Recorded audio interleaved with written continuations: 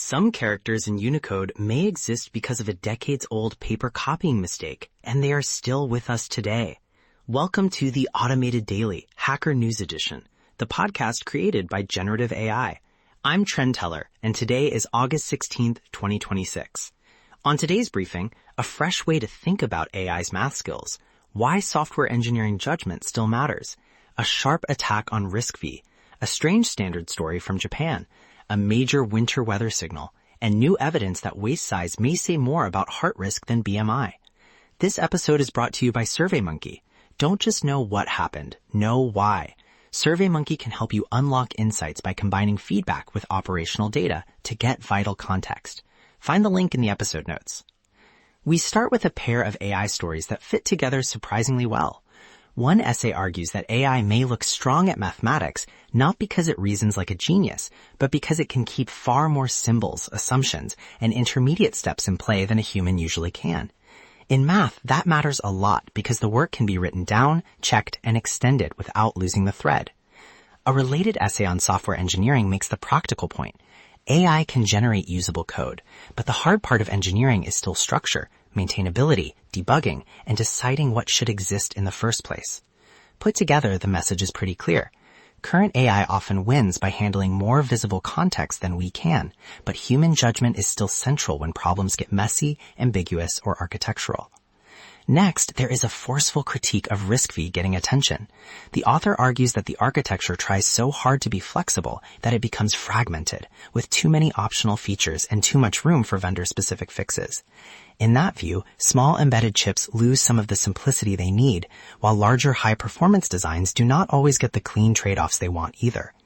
Even if you do not buy every part of the argument, the debate matters because RISC-V is moving deeper into the chip industry. As adoption grows, compatibility, standardization, and developer experience become just as important as openness. Staying with computing, one of the most memorable stories today is about Japan's so-called ghost characters. These were mysterious kanji included in an old character standard, and later investigation suggested that many were not deliberate additions at all. Some appear to have come from cataloging mistakes, bad source records, or even visual artifacts introduced while copying printed material. In one case, a false stroke may have created an entirely new character. The reason this matters is bigger than typography. Once an error enters a standard and then flows into Unicode, it can become a durable part of software systems all over the world. On the climate side, forecasters are watching a rapidly intensifying Super El Niño in the Pacific, with some projections now pushing it into unusually strong territory for the 2026 to 2027 winter season. If that trend holds, it could reshape storm tracks across North America and support a milder weather pattern in parts of Europe. For the U.S., the setup could mean a more active winter, especially if cold air lines up with stronger storm systems.